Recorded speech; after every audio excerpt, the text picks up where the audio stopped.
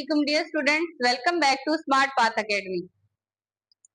आज हम क्लास 9 का चैप्टर 5 स्टार्ट करेंगे जिसका नेम है tissue, organ and organ system.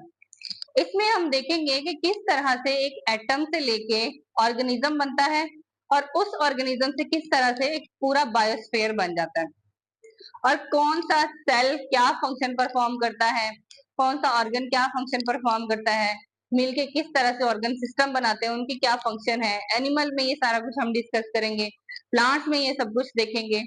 तो वन बाय वन जो है वो हम ये सारा कुछ डिस्कस करेंगे। सो चैप्टर को स्टार्ट करते हैं। Level of organisation. अब इसमें क्या है लेवल ऑफ ऑर्गेनाइजेशन में कि किस तरह से एक ऑर्गेनिज्म को ऑर्गेनाइज किया गया, किस तरह से ऑर्गेनिज्म बना। उसमें एटम सबसे पहले लेवल है। एटम एटम क्या है? Smallest unit of matter. Atom is the smallest unit of matter. अब यहाँ पे मैटर क्या है? मैटर कहते हैं मादा को।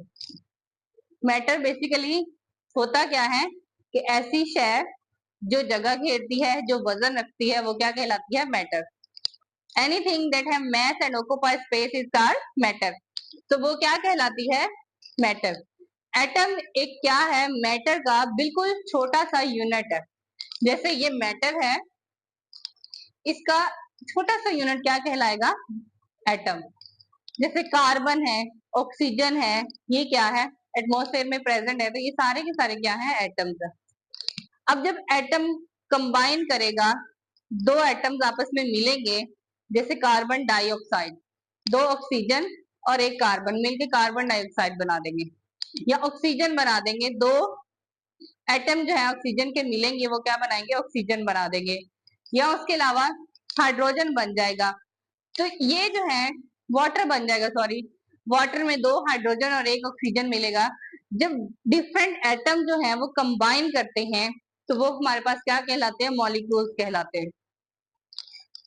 मॉलिक्यूल्स के बाद अब ये सारे के सारा प्रोसेस जो है ना, जैसे कार्बन डाइऑक्साइड का रिलीज होना, डिफरेंट मेटाबॉलिक रिएक्शंस होते हैं बॉडी के अंदर, जिससे डिफरेंट प्रोसेसेस के जरिए एनाबोलिज्म, कैटाबोलिज्म। अब इसमें क्या कुछ रिएक्शन जो है वो तोड़-फोड़ कर रहे होते हैं, कुछ जो है वो एलिमेंट्स बना रहे होते हैं, मॉलिक्यूल्स बना रहे होते हैं, कुछ तोड़-फोड़ कर रहे होते हैं। तो ये सारी की सारी चीजें जो है ये बॉडी के अंदर चल रही होती हैं। अब यहाँ पे ऑर्गेनेली क्या है? जब इन मॉलिक्यूल्स को अरेंज कर दिया जाता है किसी स्पेसिफिक सब सेलुलर स्ट्रक्चर में, किसी एक सब सेलुलर कहते हैं कि सेल का कोई छोटा सा हिस्सा, अब उसमें एक इन सब मॉलिक्यूल्स को जब अरेंज कर देते हैं तो वो एक ऑर्गेनेली एक स्पेसिफिक फंक्शन परफॉर्म करने लग जाती है। तो वो हमारे पास क्या बन जाती है? ऑर्गेनेली बन जाती है। Molecule arrange in a specific way, इस तरह से अरेंज किया जाए उनको कि एक सब सेलुलर स्ट्रक्चर बना दे, मीन्स सेल का एक छोटा सा स्ट्रक्चर बना दे, उसको हम क्या कहेंगे? ये ऑर्गेनेली है। जब हमने सेल स्ट्रक्चर देखा था तो उसमें क्या देखा था कि प्लांट सेल, एनिमल सेल किस तरह का होता है, तो उसमें ये डिफरेंट ऑर्गेनेलीज हमने पढ़ी थी। उसमें मैंने बताया था माइटोकॉन्ड्रिया क्या फंक्शन परफॉर्म करता है, एंडोप्लाज्मिक रेटिकुलम क्या फंक्शन परफॉर्म कर रहे होते हैं, राइबोसोम का क्या फंक्शन है। तो अब इसको देख लेते हैं। माइटोकॉन्ड्रिया को क्या कहा जाता है? पावर हाउस ऑफ सेल कहा जाता है। Power house of cell.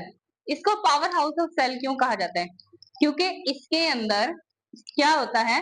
Different reactions होते हैं, रेस्पिरेटरी रिएक्शंस होते हैं, जिसके नतीजे में क्या जनरेट होती है? एटीपी जनरेट होती है, NADPH जनरेट होता है, FADH 2 जनरेट होता है। ये डिफरेंट जो है वो मॉलिक्यूल जनरेट होते हैं जो एनर्जी करेंसी कहलाते हैं और एटीपी के फॉर्म में एनर्जी जो है वो प्रोड्यूस होती है। इसमें इलेक्ट्रॉन ट्रांसपोर्ट चेन चलती है, ठीक है, इसमें एरोबिक रेस्पिरेशन होती है पूरी, इसमें क्रब साइकिल जो है वो चलता है। ये सारे बायो एनर्जेटिक्स के टॉपिक्स हैं जो हम नेक्स्ट जो है वो आगे चैप्टर में, बायो एनर्जेटिक चैप्टर में इनको डिस्कस करेंगे। अब ये जो है एनर्जी जनरेटिंग मॉलिक्यूल्स बनते हैं, तो ये किस स्ट्रक्चर के अंदर बनते हैं? माइटोकॉन्ड्रिया के अंदर। तो इसको हम क्या कहते हैं कि ये क्या है? बेसिकली मॉलिक्यूल से मिलके एक स्ट्रक्चर, सब सेलुलर स्ट्रक्चर बन जाता है, जिसको माइटोकॉन्ड्रिया कहते हैं। फिर इसके बाद हमारे पास रहता है एंडोप्लाज्मिक रेटिकुलम।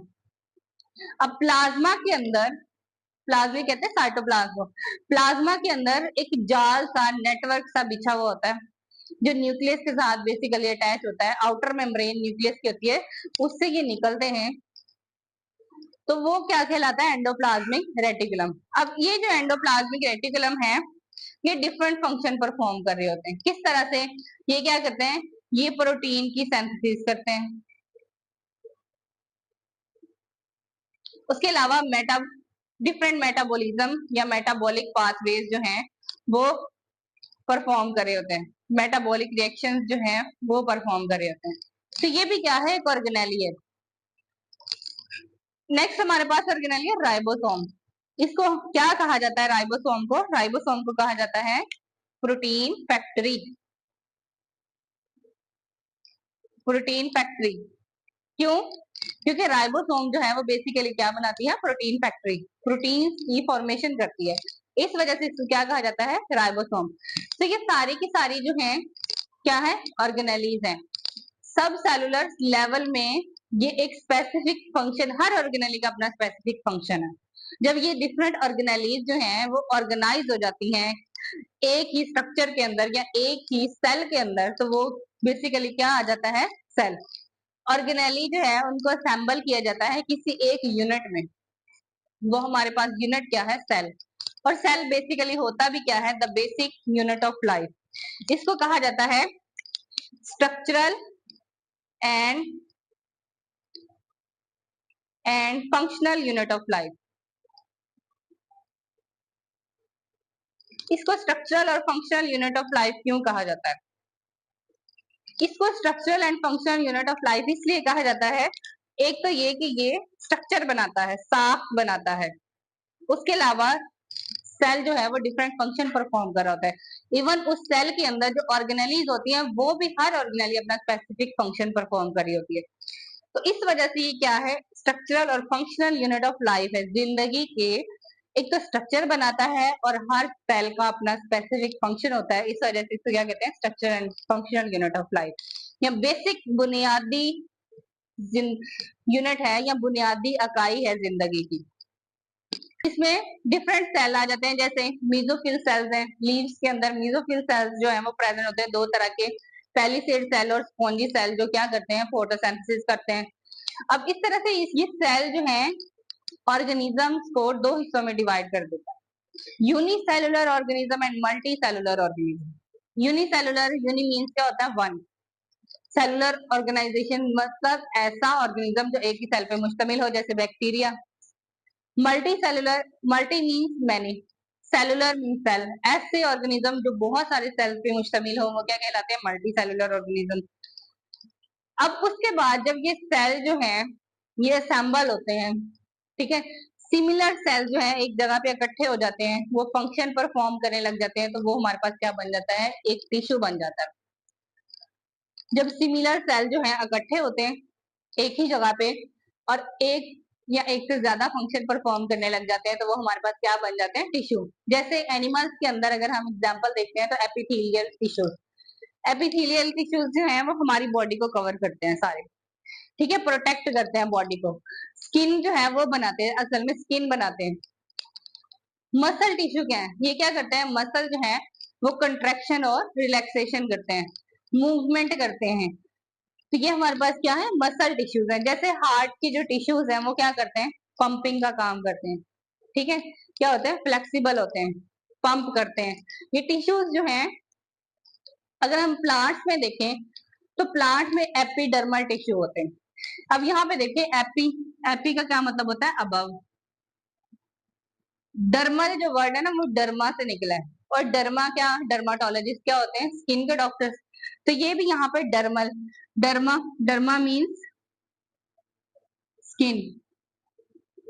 जो टिश्यूज स्किन की ऊपर वाली लेयर बनाते हैं उनको क्या कहते हैं? Epidermal tissue. Upper layer of cell, upper layer of plant cell is called epidermal tissues.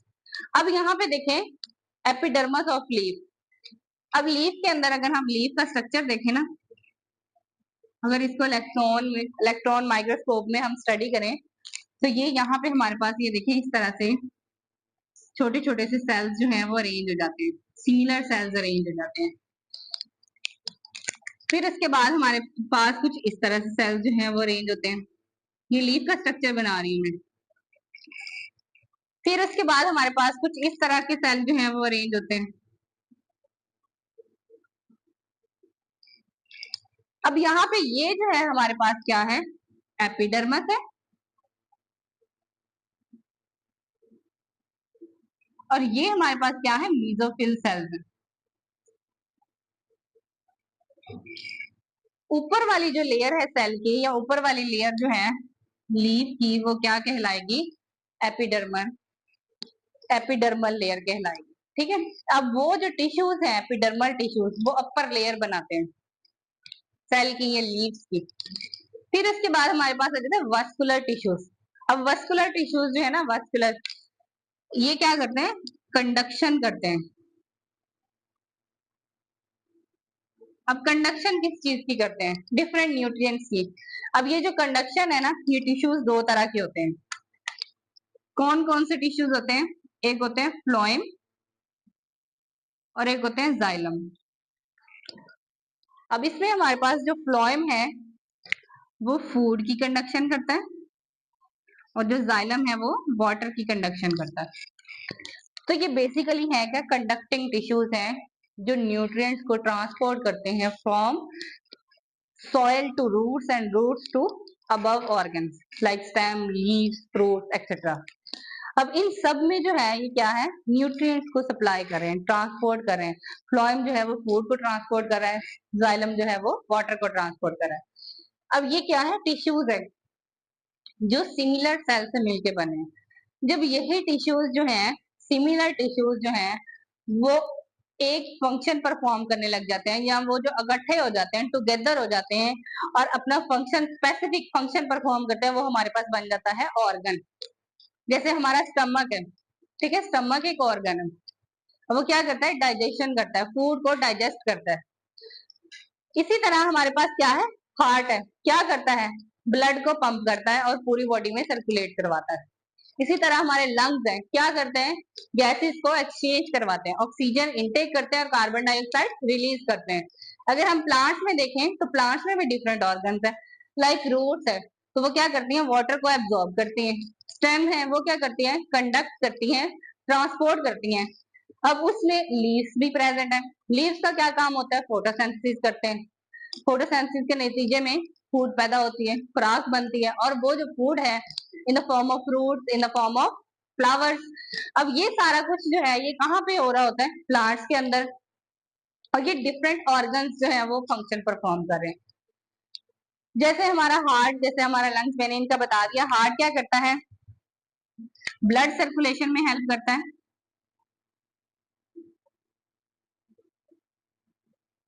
उसके अलावा लंग्स क्या करते हैं, गैसेस को एक्सचेंज करवाते हैं।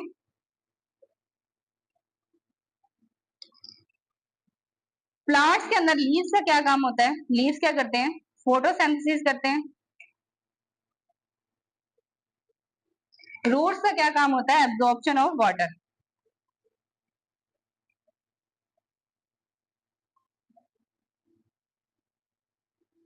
ये हमारे पास क्या है, ऑर्गन है, ठीक है। हार्ट एक ऑर्गन है, लंग्स एक ऑर्गन है, लीव्स ऑर्गन है, रूट्स ऑर्गन है। फिर उसके बाद जब यही ऑर्गन जो है वो इकट्ठे हो जाते हैं तो वो एक सिस्टम बना देते हैं, जिसको क्या कहा जाता है, ऑर्गन सिस्टम कहा जाता है। जैसे हमारी बॉडी में अगर देखें तो हमारी बॉडी में क्या है, स्टमक है, लार्ज इंटेस्टाइन है, स्मॉल इंटेस्टाइन है, तो ये सारे के सारे क्या है, ऑर्गन है। लेकिन अगर हम एक सिस्टम देखें तो फूड आती है स्टमक के अंदर, वहां पे क्या होती है, डाइजेस्ट होती है, लार्ज इंटेस्टाइन में जाती है, स्मॉल इंटेस्टाइन में जाती है, तो ये सारी डाइजेशन है, एब्जॉर्प्शन है फूड की। तो ये एक सिस्टम बना रही है, कौन सा सिस्टम, डाइजेस्टिव सिस्टम। इसी तरह सर्कुलेटरी सिस्टम में अगर हम देखें तो हार्ट एक ऑर्गन है, वेन्स, आर्टरीज प्रेजेंट है, ये क्या कर रही है, ब्लड को सर्कुलेट कर रही है पूरी बॉडी के अंदर। ठीक है, एक्सचेंज ऑफ ब्लड, मतलब ये कि पूरी बॉडी में ब्लड जो है वो सर्कुलेट करता है। तो ये क्या बना रही है, सर्कुलेटरी सिस्टम। तो डिफरेंट ऑर्गन जो हैं जब एक जगह पे इकट्ठे हो जाते हैं या एक स्पेसिफिक फंक्शन परफॉर्म करने लग जाते हैं तो वो हमारे पास एक ऑर्गन सिस्टम बन जाता है। जैसे अगर एनिमल्स में देखें तो सर्कुलेटरी सिस्टम की मैंने एग्जांपल दी, इसमें क्या करता है, ब्लड की सर्कुलेशन होती है, सर्कुलेशन ऑफ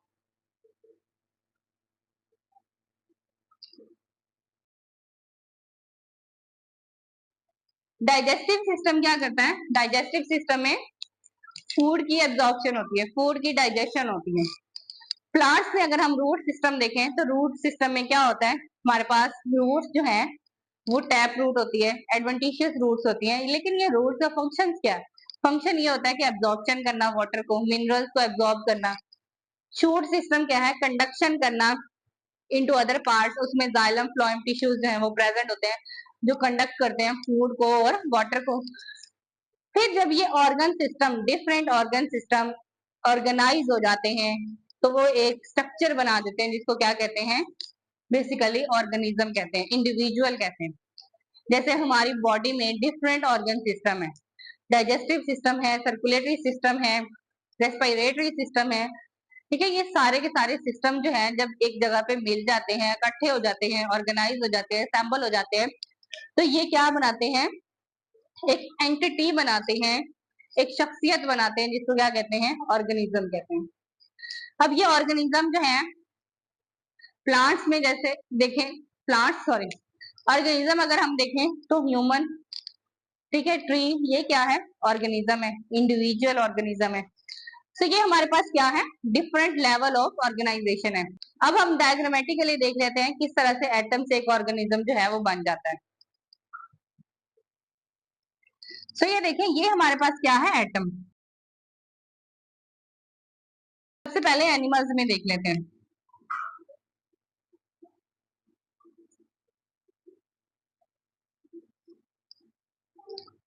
ठीक है, एटम जब मिलते हैं तो हमारे पास क्या बनता है, मॉलिक्यूल। मॉलिक्यूल जब ऑर्गेनाइज होते हैं, डिफरेंट मॉलिक्यूल्स, तो वो हमारे पास क्या बन जाती है, ऑर्गेनेली। और ऑर्गेनेलीज जो है एक स्पेसिफिक वे में अरेंज हो जाए तो वो हमारे पास क्या बना देती हैं, सेल। और ये क्या है, एनिमल सेल का स्ट्रक्चर है। और फिर जब ये सेल जो है, स्पेसिफिक सेल जो है वो इकट्ठे होते हैं और एक स्पेसिफिक फंक्शन परफॉर्म करने लग जाते हैं तो वो हमारे पास क्या बन जाते हैं, टिश्यूज बन जाते हैं। और जब ये टिश्यू जो है ये असेंबल होते हैं और फंक्शन परफॉर्म करते हैं, इकट्ठे होते हैं, तो वो हमारे पास क्या बना देते हैं, ऑर्गन बना देते हैं। और ये ऑर्गन कौन सा है, हार्ट। फिर उसके बाद जब डिफरेंट ऑर्गन जो है वो एक जगह पे इकट्ठे होते हैं या असेंबल होते हैं तो वो हमारे पास क्या बना देते हैं, एक ऑर्गेनिज्म बना देते हैं। या आपको ज़ेब्रा नजर आ रहा होगा, ज़ेब्रा क्या है, एक ऑर्गेनिज्म है। इसी तरह अगर हम प्लांट्स में देखें,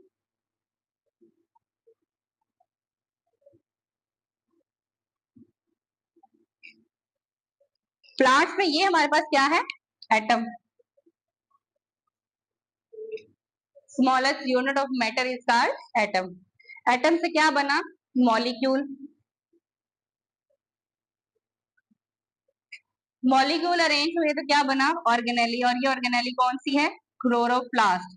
क्लोरोप्लास्ट क्या करती है, सनलाइट को कैप्चर करती है। इसके पास डिफरेंट फोटो सिस्टम्स होते हैं, फोटो सिस्टम 1, फोटो सिस्टम 2, क्या करते हैं, लाइट को कैप्चर करते हैं और फोटोसिंथेसिस का प्रोसेस होता है यहाँ पे क्लोरोप्लास्ट में। फिर उसके बाद जब ये ऑर्गेनेलीज जो है वो डिफरेंट ऑर्गेनेलीज अरेंज हो जाती है तो ये हमारे पास क्या बन जाता है, सेल। सेल के बाद हमारे पास क्या बनता है, डिफरेंट सेल्स जो है, सिमिलर सेल जो है जब इकट्ठे होते हैं तो वो हमारे पास क्या बना देते हैं, टिश्यू। और ये टिश्यूज मिलके क्या बनाते हैं, ऑर्गन। जैसे ये आपको जो है वो लीफ नजर आ रहे होंगे। फिर ऑर्गन से क्या बन जाता है, एक ऑर्गन सिस्टम। और ऑर्गन सिस्टम जो है वो क्या बनाते हैं,